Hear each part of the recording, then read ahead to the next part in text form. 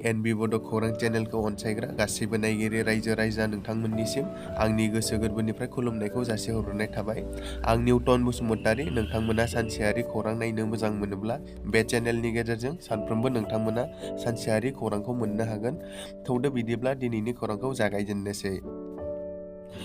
गोदानै लुफुंनाय ब्रह्म मन्दिर बेखेवनायजों लोगोसे गोदान बोसोरनि रायजोआरि आहुति जैग' होदों क'क्राझार जिल्लानि सिङाव थानाय जाहारबारि गामियाव।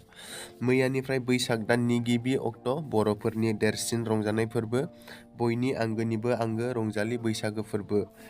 बिटिआर सरकारनि आलारि सोरां बिथांखिनि रांखान्थि हेफाजाब मोननायजों आरो गामिनि माखासे दान होनाय लोगोसे गामिनि रायजो राजाफोरानो ओंखारलायनानै गोदानै लुफुंनाय ब्रह्म मन्दिरखौ बेखेवनायजों लोगोसे मुलुग गोजोननि थाखाय जैग' होदों। बाक्सानि उत्तर खारिजा बिजनीयाव बिपिएफनि मावख'आव खौरां।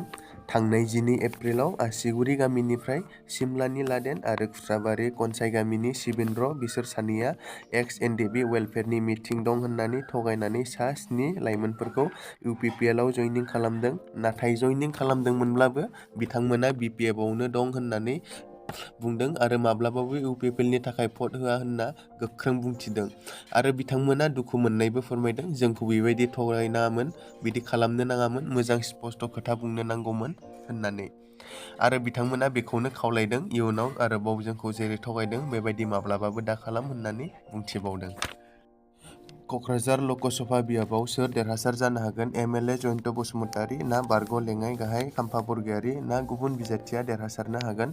क'क्राझार लकसभा बियाबनिफ्राय एनडिएनि बिजाथि जयन्त बसुमतारीया बेसेबां भटआव देरहासार जानो हागोन आरो बिपिएफनि बिजाथि खाम्फा बरगयारीया बेसेबां भटआव देरहासार जानो हागोन बेनि दाजाब दानख' खालामदों गावबागावनि दोलोआव। एमएलए जयन्त बसुमतारीया 6 लाख भट मोननो हागोन होननानै फोरमायथिदों मन्थ्रि उरखावगोरा ब्रह्मआ। बिनि अनगायैबो बिथांनि दाजाब दानख'नि बादिब्ला खाम्फा बरगयारीया 2.25 लाख भट मोननो हागोन, कंग्रेसआ 1.25 भट मोननो हागोन। हाग्रामा महिलारीयाबो दाजाब दानख'खौ खालामदों।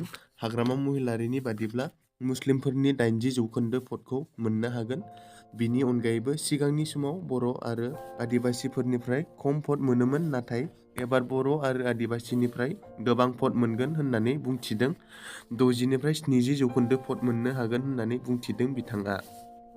प्रमद बर'आ बिटिसिनि गोहोखौ आसाम सरकारनो हरजोब्बाय, साख्रि बाख्रि होनो हायाखै, बिनिखायनो बिपिएफ दोलोनो भट होगोन होननानै दाबि खालामदों हाग्रामा महिलारीया। ओजोंहाय इउजि ब्रह्मआबो बुंदों दि इउपिपिएल आरो बिजेपिआ गोबां बिथांखिफोर लाबोदों। अनसाइ बिथांखि, माइनाव सोरां बिथांखि, बड'फा सुपार 50। बेनि अनगायैबो गं 500निबो गोबां फरायसालिफोरखौ फाहामदों, लामा बानायदों होनना बुंदों मन्थ्रि उरखावगोरा ब्रह्मआ।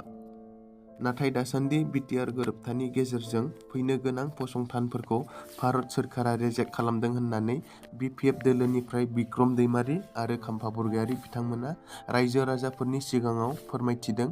बेनि सायाव राहा लागोन होननानैबो बुंथिदों बिथाङा। नमिनेशन होखांनायनि उनावनो बेबादि फोसावोब्ला आयेननि राहा लानो गोनां जागोन होनना बुंथिबावो मन्थ्रि उरखावगोरा ब्रह्मआ।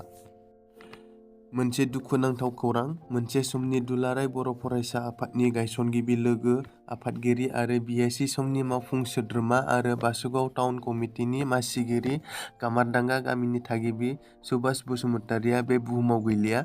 गावनि नखरजों लोगोसे बे बुहुमखौ अरायनि थाखाय नागारलांबाय। खौरां मोननाय बादिब्ला मैया फुंनि 4 रिंगासोआव रुंसारि जायो। बर' हारिखौ गोलाव सम सिबिबोनाय गेदेमा बिथांनि रुंसारि जानाय खौराङा थारैनो जोबोद दुखुनांथावना। बिथांनि रुंसारि जानायखौ बर' हारिनि गोबां आफादफोरा दुखु मोननाय फोरमायदों। दिलीप सयकिया बिथाङा एन्टि बिटिसि मानसि। बिटिसि जौगानायखौ दिलीप सयकिया बिथाङा माब्लाबाबो लुबैया। बे बाथ्राखौ बुंदों बिक्रम दैमारीया। उदालगुरि समस्ति जानांगौ होनना लिरनाय गैया होनग्रा मानसि बियो। बिनि ओंथिया जाबाय बिटिसिनि बर'आ एमपि जानो दा मोनथों होननायसो जादों। बिटिसि एबा उदालगुरि डिस्ट्रिक्टआ एमपि लकसभा जानांगौ होनना लिरनाय गैया होनग्रा सासे केन्डिडेटआ जाबाय दिलीप सयकिया। बिथाङा जाबाय बिटिसि एन्टि सासे मानसि। बे बाथ्राखौ बिक्रम दैमारीया गोख्रों रावजों बुंदों आरो बुंबावदों। बिक्रम दैमारीया गावखौ केस होगोन बुंनायनि सायावबो इउजि ब्रह्मखौ गोख्रों रावजों बुंफिनदों। सरकारनि आयेननिख्रुइ रायजोनि बिसारा गिथाव बाथावसिन जायो, मानोना बर' रायजोखौ थगायनायनि बिसाराव नोंसोरबो गोग्लैगोन होननानै। इउजि ब्रह्म सार, आंखौ आयेननि बेबस्था लानायनि सिगां बैसोर मानसिखौ एक्सन लाना रायजोनो दिन्थि, जाय आसाम सोरखारा 2023 मायथाइनि जुननि 30 अक्ट'खालि बिटिआर एकर्डनि 6.3 दफाखौ सिफायनानै मोनजि कलेजखौ सरकारि खालामनो हानाय नंला होनना खोथाजों नङा लिरनाय लेखाजों फोरमायहरबाय। नै लेखाया बिनो। आंखौ आयेननि साजा होनायनि सिगां इउजि ब्रह्म सार, नोंथाङा बै आसामनि जायहा नैबे लाइजामखौ हरबाय प्रमद बर' बिथांनो मोनजिथा कलेजखौ सोरखारि खालामनो हाला होननानै खोथाजों नङा लेखाजोंनो रोखा रोखा लिरनानै हरबाय। इउजि ब्रह्म सार, नोंथाङा बे मानसिखौ आयेननि राहा लानो हागोन ना होननानै सोंथि खालामबावदों। बिक्रम दैमारिआ। गोजोन्थों, दिनैनि खौराङा बेखिनियानोमोन। दासिमबो साबस्क्राइब खालामाखैबा नोंथांमोनहा साबस्क्राइब खालामनानै लानो हागोन, गोदान भिडिअ होनाय लोगो लोगो नोंथांमोननियाव सौहैनाय बादि।